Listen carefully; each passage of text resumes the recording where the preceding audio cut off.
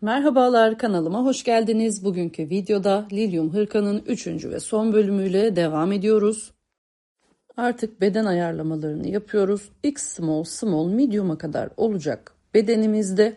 Buraya kadar ördüğümüz kısım ortalama 18-20 santim civarında olması lazım. Kullandığınız ipin özelliğine göre. Şimdi buradan sonra artık kol birleştirmeleri, sırt ve ön yaka kısmının örme bölümleri olacak. Ve eğer ki bu bedenlerde örüyorsanız videonun sonuna doğru devam edip 30. sıraya kadar gelin ve 30. sıradan sonra örmeye devam edin. Instagram sayfasında gördüğünüz haliyle olmasını istiyorsanız, yani önden yaka kısmının oval gelmesini istiyorsanız sadece arka yüze öreceksiniz 30. sıradan sonrasını. Alt kenar ve ön kenara örmeyeceksiniz. Sadece arka yüzü örüp arka yüzden birleştirme yapacaksınız. Bunu da dipnot olarak burada belirteyim. Tek videoda birkaç farklı yaka modeli ve bedeni de böylelikle anlatmış olmak istiyorum. Yine takıldığınız noktalar olursa yorumlar kısmında belirtebilirsiniz ya da Instagram'dan, buradaki aynı isimle Instagram hesabımdan direkt mesaj üzerinden de bana ulaşabilirsiniz. Şimdi large, x large ve 2x large örmek isteyenler buradan sonra benimle birlikte yine örmeye devam etsinler atlama yapmadan. İlmek kaydırarak köşe noktama geliyorum. 3 zincir, 1 tane ikili trabzan, 2 zincir, 2 tane ikili trabzan örüyorum.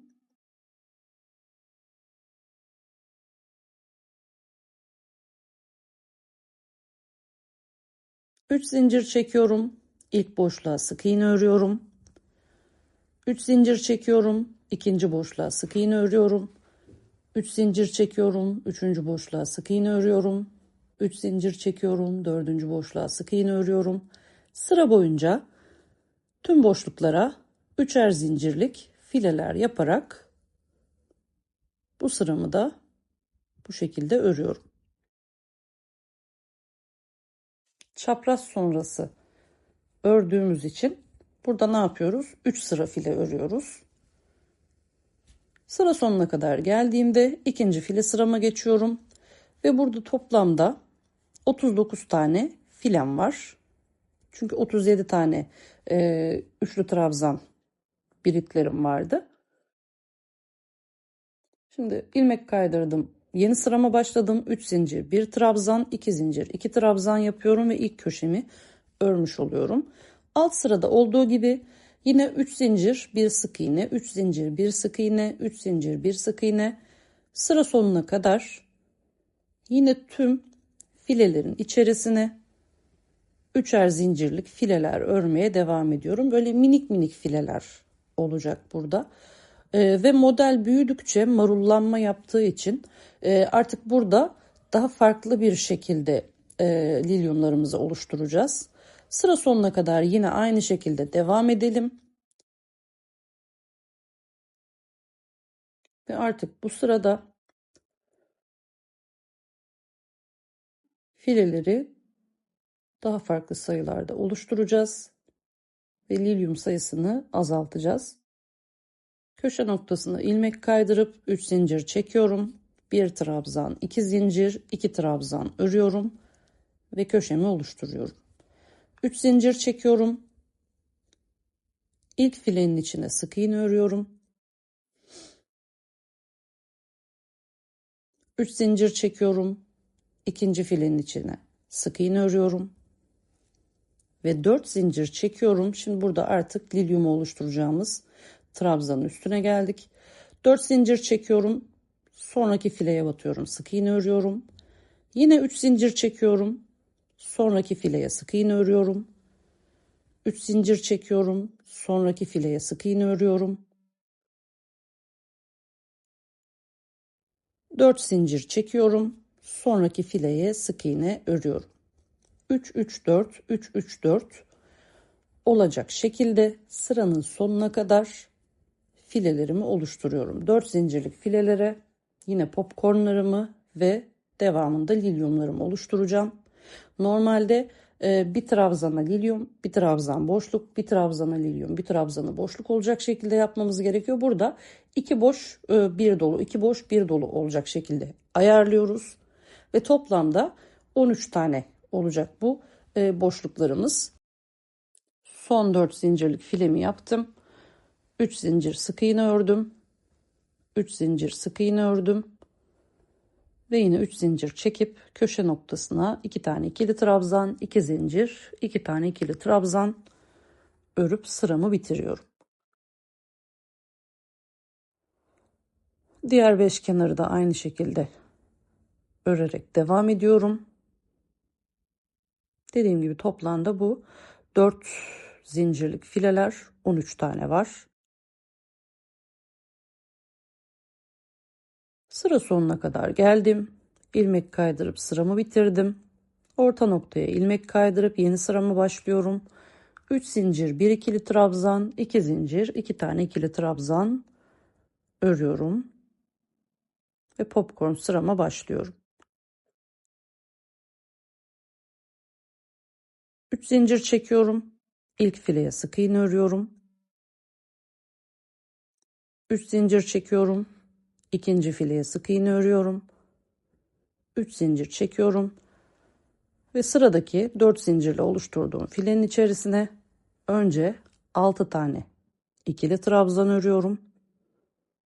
6. trabzanı ördükten sonra tığ çıkartıyorum. Birinci trabzanın tepe noktasına batıp ilmeği bunun içerisinden kaydırıyorum ve bir zincirle sabitleyip yine diğerlerinde yaptığım gibi popcornumu oluşturuyorum. 3 zincir çekiyorum. Devam eden fileye batıp sık iğne örüyorum. 3 zincir çekiyorum. Bir sonraki fileye batıp sık iğne örüyorum. Ve 3 zincir çekip yine bakın 4 zincirlik filemize geldik. 6 tane ikili trabzan örüyorum. Sonra birinci trabzandan ilmek kaydırıp popcornumu oluşturuyorum. Bir zincirle sabitleyip yanına 3 tane zincir çekerek devam eden fileye popcornumu bağlıyorum. Sık iğne ile yine.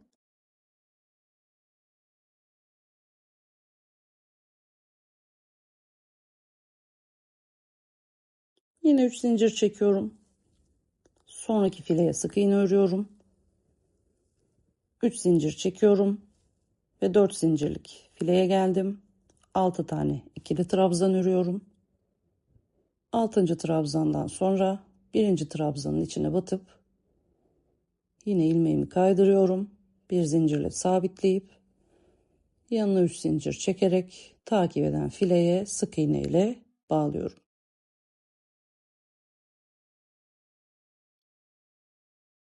Görüntüm böyle. Aynı sıralamayla devam ettiğimizde 4 zincirle oluşturduğumuz tüm filelerin içerisine popcornlar oluşturduğumuzu göreceksiniz ve bakın marullanmış görüntü ortadan kalktı. Toplam 13 tane popcornumuz var. Sıra sonunda yine 3 zincirle ilmeğimi kaydırıp orta noktaya ilmek kaydırarak yeni sırama başlıyorum. 3 zincir çekiyorum. Bir ikili trabzan örüyorum. 2 zincir çekiyorum. 2 tane ikili trabzan örüyorum. Şimdi çiçeklerimizi oluşturacağız. 4 tane zincir çekiyorum. İlk boşluğa bir sık iğne. Yan tarafa geliyorum. İkinci boşluğa 2 tane sık iğne örüyorum. İkinci sık iğneyi devam eden sık iğnenin üzerine de örebilirsiniz. 4 sefer ipimi doladım. Birinci trabzana ön gövdeden battım ve birer birer toplamda 6 seferde ilmeğimi çıkarttım. Altılı trabzanımı yaptım. Diğer lilyumlarla birebir aynı. 3 tane ikili trabzan, bir tane üçlü trabzan örüyorum. Tığıma 2 sefer ip dolayıp popcornun orta noktasına batıyorum. İkişer ikişer 3 seferde çıkartıyorum. Uzunca bir ikili trabzan örüyorum. 4 zincirle ilmek kaydırıyorum tepe noktasına. Kirpiğimi yapıyorum. Ve yine tığa 2 sefer ip dolayıp popcorn'un tepe noktasına batıp üçlü trabzanımı örüyorum. Yandaki boşluğa geçiyorum. Önce bir tane üçlü trabzan, yanına 3 tane ikili trabzan örüyorum. Tığıma 2 sefer ip dolayıp altılı trabzanımın ikinci boğumuna batıyorum ve birer birer toplamda 4 seferde ilmeği çıkartıp çiçeğimi tamamlıyorum.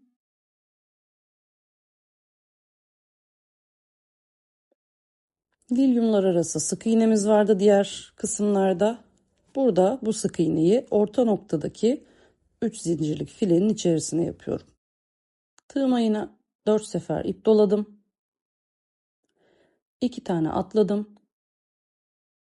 Dördüncüye ön gövdeden battım ve birer birer toplamda 6 seferde ilmekleri ördüm. Yanındaki boşluğa 3 tane ikili trabzan, 1 tane üçlü trabzan ördüm. Tığıma 2 sefer ip doladım. Popcorn'un tepe noktasına battım. İkişer ikişer 3 seferde ördüm. 4 zincir çekip ilmek kaydırarak kirpiğimi yaptım. Tığa 2 sefer ip doladım. Yine popcorn'un tepe noktasına batıyorum. İkişer ikişer toplam 3 seferde çıkartıyorum. Yandaki boşluğa geldim. Bir üçlü trabzan, 3 tane ikili trabzan örüyorum. Tığıma 2 sefer ip dolayıp altılı trabzanımın ikinci boğumuna batıyorum ve birer birer toplamda 4 seferde ilmeklerimi çıkartıyorum. Ortadaki 3 zincirlik fileye batıyorum ve sık iğnemi örüyorum. 13 popcornum var. 13 tane lilyum oluşturuyorum. Bakın bir tane trabzanda lilyum var. 2 boşluk takip eden de lilyum var. Son trabzana yine lilyumumu ördüm. Boşluğun içerisine 2 tane sık iğnemi ördüm. Takip eden boşluğa sık iğne ördüm. Ve yine 4 tane zincir çekip köşe noktasına 2 tane ikili trabzan, 2 zincir, 2 tane ikili trabzan ördüm. Bu sıranın sayıları da böyle.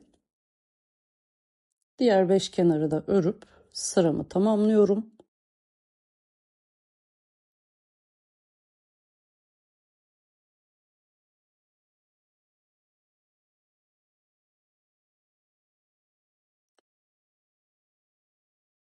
Ve yine arka noktalardan trabzanlarımı öreceğim.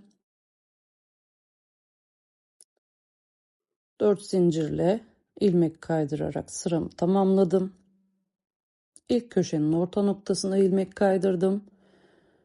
3 zincir, 1 ikili trabzan, 2 zincir, 2 tane ikili trabzan ördüm. 3 zincir çekiyorum. Burada 4 zincir de çekebilirsiniz kasma yaptığını düşünürseniz. Tığa 2 sefer ip doladım. 3. sık iğneye arka gövdeden battım. İkişer ikişer 3 seferde ilmeği çıkarttım. 3 zincir çektim. Tığa 2 sefer ip doladım. Lilyumun ortasındaki 2 trabzanın en alt boğumundan battım. Yine üçlü trabzanımı ördüm. Kirpiğin arkasındaki yine boğum kısmına battım. İlmeği kaydırdım. Lilyumu sabitledim. 3 zincir çekiyorum. Tığa 2 sefer ip doluyorum. Lilyumların arasındaki sık iğneye arka gövdeden batıp üçlü trabzanımı örüyorum. 3 zincir çekiyorum. Lilyumun arkasındaki yine 2 trabzanın ilk boğumuna batıyorum. Üçlü trabzan örüyorum. Kirpiğin arka boğumuna batıp ilmeğimi kaydırıyorum. Diğer sıralarda yaptığım gibi aynı şekilde devam ediyor. Ve sıra sonuna kadar trabzanlar örüyorum burada. Sıramızı tamamlayalım. Yeni sıraya başladım.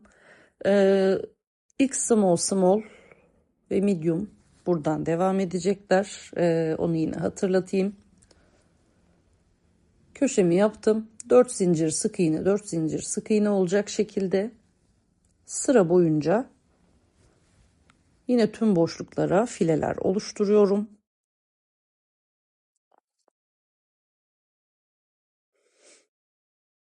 Boşlukları atlamadan her bir boşluğa sık iğnelerle 4 zinciri bağlıyorum.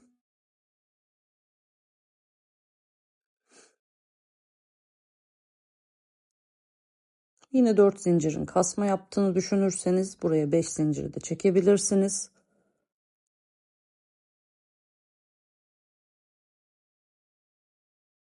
Sıra sonuna geldim. 4 zincir ilmek kaydırdım.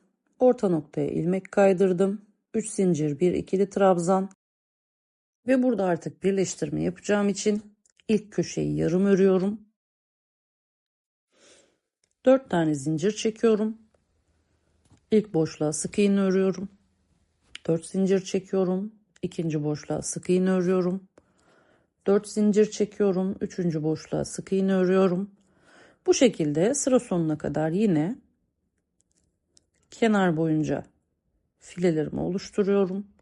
Yine tekrar edecek olursam, kasma yaptığını düşünürseniz ip özelliğinize göre burada 4 değil 5 zincir çekebilirsiniz. Toplamda 5 kenar örüyoruz. 6. kenarı karşı kenarla birleştirme yapacağız burada. 6. kenara kadar örmeye devam edip şu şekilde klasik altıgen hırka katlar gibi katlıyoruz.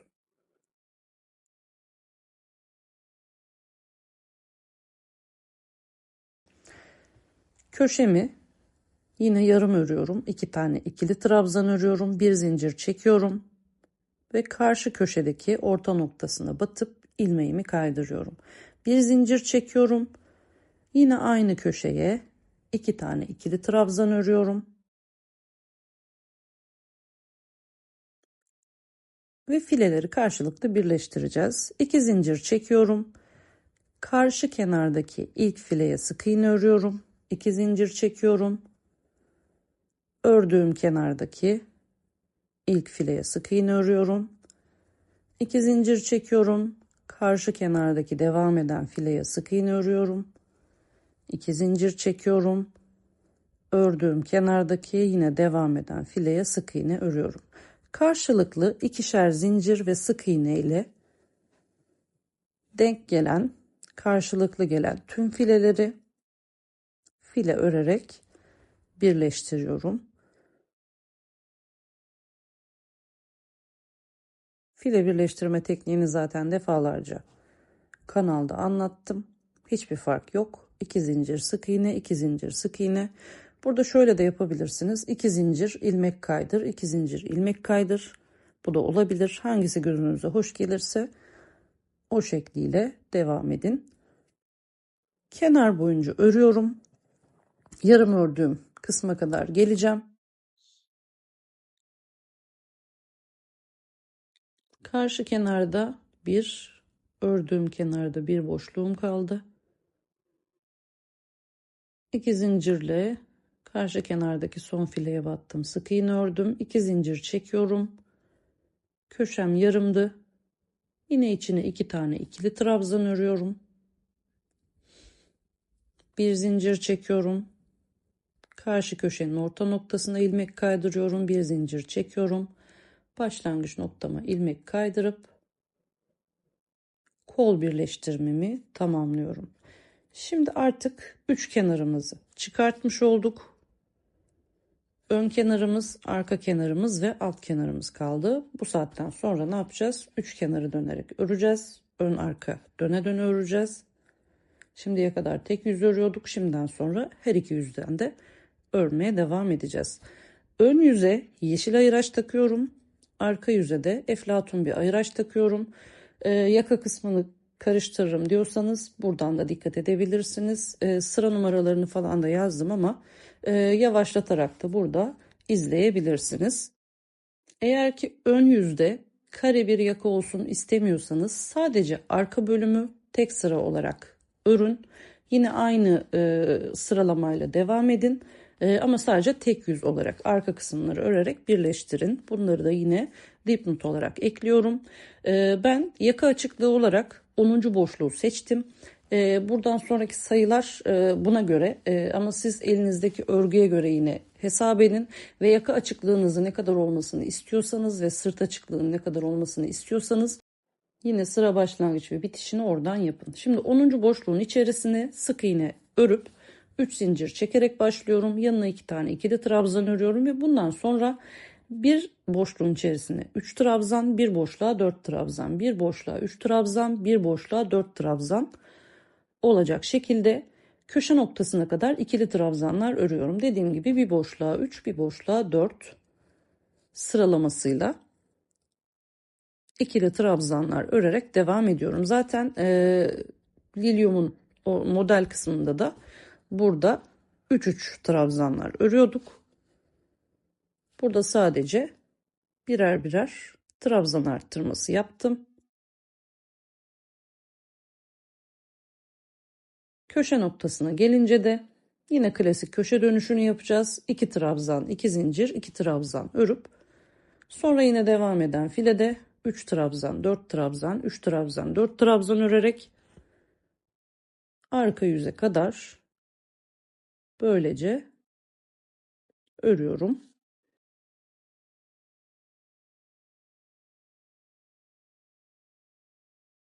Görüntüye bakalım.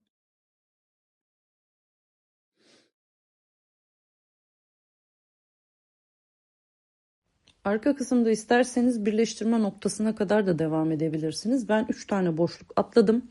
Yani birleştirme noktasından aşağı doğru 4. boşluğa örmeye devam ettim.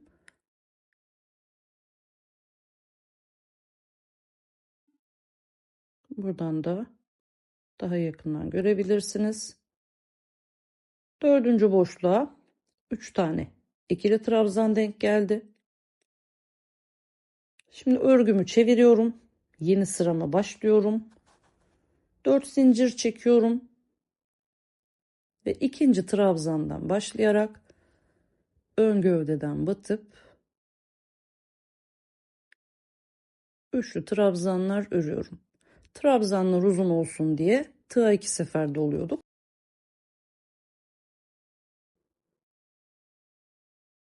Her trabzana ön gövdeden batıp yine üçlü trabzanlar örerek sırayı devam ettiriyoruz. Köşe noktasına geldiğimizde de bakın bu sıranın aynısı. Köşe noktasında 2 tane üçlü trabzan, 2 zincir, 2 tane üçlü trabzan öreceğiz. Yine tığa 2 sefer dolayacağız ki burada köşe düşük durmasın diye.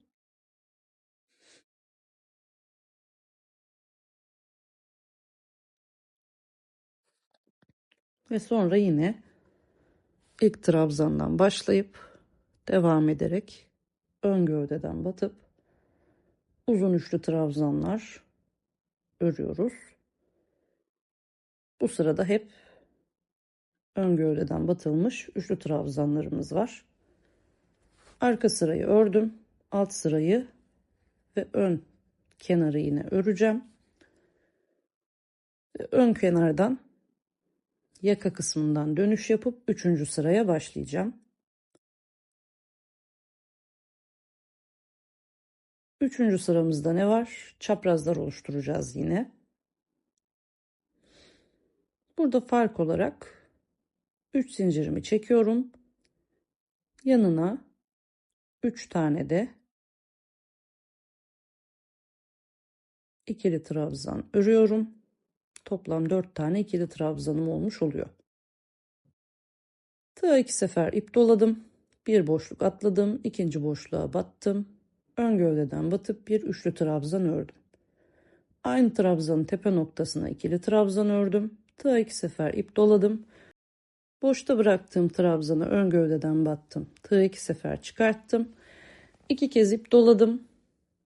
Bir boşluk bıraktım. İkinci trabzana yine ön gövdeden 2 2 2 3 bitirerek trabzanımı ördüm. Yine bunun arkasına bir ikili trabzan ördüm. Ve tıpkı alt sırada yaptığımız gibi çaprazlarımızı oluşturmaya devam ediyoruz. Köşe noktasına gelene kadar bu şekilde çapraz şekillerimizi oluşturuyoruz.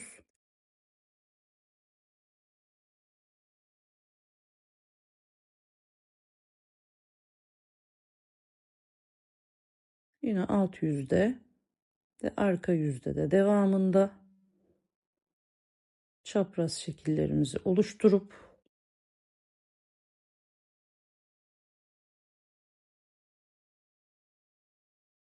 burada da ne yapıyoruz? Son kalan 4 trabzanın üzerine yine 4 tane ikili trabzan örüyoruz. Burada dikkatli izleyenler diyecekler üçlü trabzan örmüşsün ama ikili trabzan diyorsun. Bu önemli değil. Başlangıcı ikili başladıysanız sonunu ikili devam edin. Başlangıç dörtlüyü üçlü trabzan yaptıysanız yine üçlü trabzanla son dörtlüyü örün diye dipnot bırakıyorum yine. Örgümü çevirdim. Yeni sırama başlıyorum. Arka kısımdayım. 3 zincir çekiyorum. Yine yanına 3 tane ikili trabzan örüyorum. Bir zincir çektim. Çaprazların arkasına ördüğümüz bakın ikili trabzanlar. Bunlar üzerinden örmeye devam edeceğiz. Bir zincir, bir ikili trabzan, bir zincir, bir ikili trabzanla bu kabarık duran ve az önce arka yüze ördüğümüz ikili trabzanlara içlerine batıp aralarda birer zincirle ikili trabzanlar örerek kenar boyunca devam ediyoruz. Köşe noktasına geldiğimizde de bir alt sırada ördüğümüz 2 artı 2 trabzanın yine birer tanesine trabzan öreceğiz. Aradaki boşluk uzun durmasın diye bakın bu şekilde birini atladım. İkinci trabzana ön gövdeden batıp ikili trabzan ördüm. Bir zincir çekiyorum. Köşe noktasına 2 tane ikili trabzan, 2 zincir, 2 tane ikili trabzan örüyorum. Trabzan sayılarını da sağ alt köşeye yazıp bıraktım. Oradan da bakabilirsiniz. Şimdi yine ikili trabzanlar örmeye devam ediyorum. Kenarın ilk trabzanını alt sıradaki 2 trabzanın birini ördüm. Sonra arka yüzde görünen kabarık trabzanlardan yine örerek sırayı bitiriyorum. Sıra sonuna geldiğimde bir zincir çekiyorum. 4 tane trabzanın üstüne yine 4 tane ikili trabzan örüyorum. Burada ben bir sıra file örüp birleştirme yapacağım. İsterseniz 2 3 4 sıra file örerek birleştirmenizi yapabilirsiniz. Yine beden durumuna göre ya da görsel zevkinize göre burayı arttırabilirsiniz. 3 zincir, 3 tane ikili trabzan ördükten sonra 3 zincirimi çektim. İlk fileyi atladım. Burada kıvrık olmaması için ikinci boşluğa batıp sık iğne ördüm. Sonra 3 zincir sık iğne, 3 zincir sık iğne örerek tüm boşluklara fileler oluşturmuş oluyorum. Bir parçada üç kenarı da örüp bitiriyorum. İkinci parçada dönüş yaptığımda arka kısımdan birleştirme yapacağım. Bakın parçayı komple ördüm ve ipimi koparttım. İkinci parçamda da arka sırada trabzanı ördükten sonra birleştirmeyi yine file birleştirme olarak yapacağım. Kolda yaptığımız gibi hiçbir fark yok.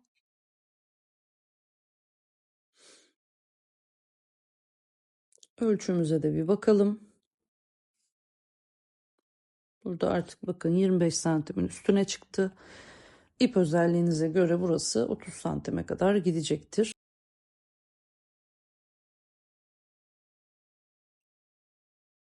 Birleştirmeye bakalım. Şimdi önce 3 zincirimi çekiyorum. Karşı kenardaki ilk trabzanın tepe noktasına ilmeğimi kaydırıyorum. İpimi doluyorum.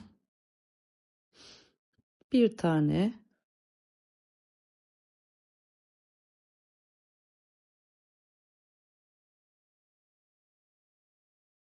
ikili trabzan ördüm. İlmeğimi kaydırdım. Yine bir tane ikili trabzan örüyorum. Karşıda kalan trabzanın tepe noktasından ilmeğimi kaydırıyorum. Son trabzanı ördüm ve karşıda kalan trabzanın tepe noktasından ilmeğimi kaydırıyorum. Şimdi artık filelere geçtik. 2 zincirle başladım. İlk boşluğa atladım, ikinci boşluğa file ördüm. Bir zincir çektim. Karşıdaki ilk fileye sık iğne ördüm, bir zincir çektim. Boşluğa sık iğne ördüm. Karşılıklı gelen boşluk ve filelere aralarda birer zincir olacak şekilde birleştirmemi yapıyorum. Yine file birleştirme. Filelerim 3 zincir olduğu için 1+1 ilmek kaydırmayla zaten bu 3'e çıkmış oluyor toplamda. Sıra sonuna kadar yine geleceğim. Burada ilk kenardan birleştirme yaptığım için ikinci ve üçüncü kenarda örmeye devam edeceğim. Yani köşeyi ördüğümde ipi kopartmayacağım.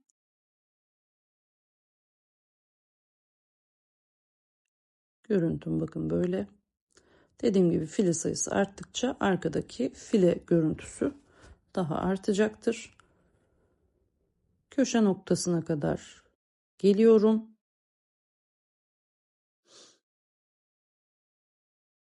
Bir köşede zaten 2+2 trabzanımı örmüştüm. 3 zincirimi çektim. 2 tane ikili trabzan örüyorum. Bir zincir çekip karşı köşedeki orta noktaya ilmek kaydırıyorum. Bir zincir çekiyorum. Yine köşe noktama 2 tane ikili trabzan örüp 3 zincir sık iğne, 3 zincir sık iğne fileler oluşturarak alt kenarımı da örüyorum. Sonra yine köşe dönüşümü yapıp yaka bölümüne kadar örerek devam ediyorum. En son bir sırada burada ikili ve tekli trabzanlarla yaka ve etek bölümünü geçeceğim. Boydan uzatma yapmak isteyenler de artık bu sıradan sonrasında yine lilyum sıralarını takip ederek boy uzatmasını da yapabilirler diye düşünüyorum. Yaka bölümüne geldim. 2 zincir çekiyorum. Yanına 2 tane tekli trabzan ekliyorum. Sonrasında trabzanın orta noktasına tekli trabzan, düğüm noktasına tekli trabzan, orta noktaya tekli trabzan, düğüm noktasına tekli trabzan. Buradaki yanda ördüğüm trabzan sırası boyunca tekli trabzanları örüyorum. Orta nokta, düğüm noktası şeklinde. Sonrasında file bölümüne geldim. Filelerin içerisine 2 tane tekli trabzan örüyorum. Sık iğnenin üzerine bir tane tekli trabzan örüyorum. Filenin içerisine 2 tane tekli trabzan örüyorum. Sık iğnenin üstüne bir tane tekli trabzan örüyorum.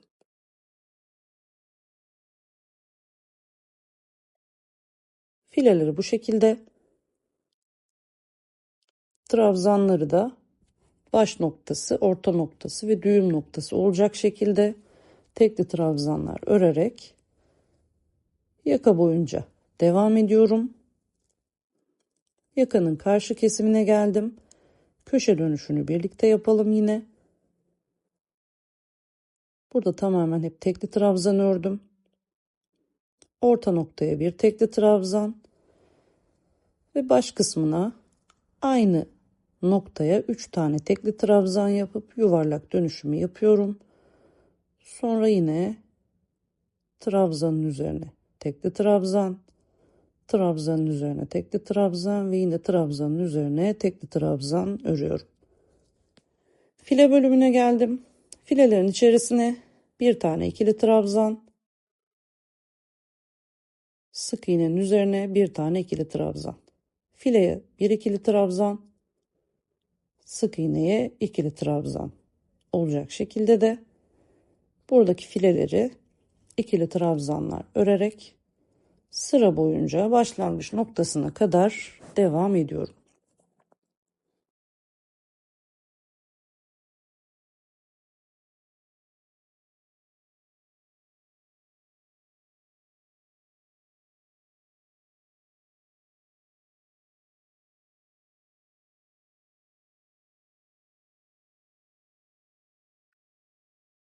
Nihai görüntüye de bakalım birlikte.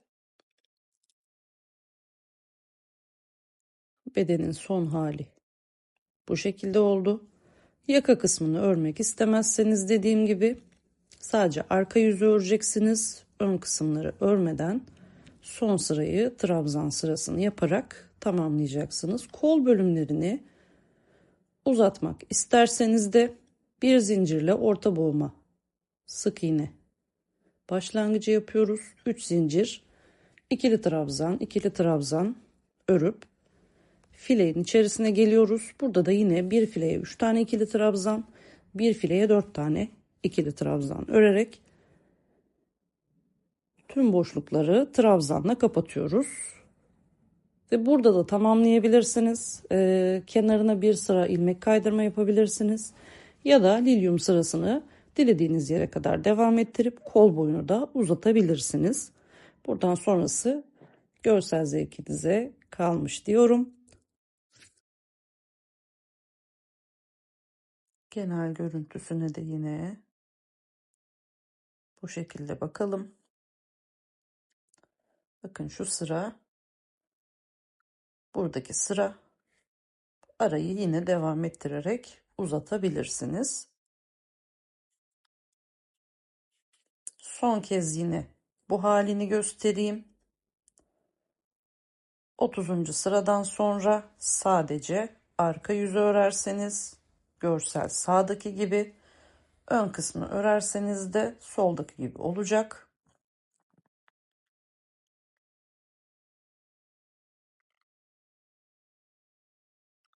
Şu şekilde bırakayım.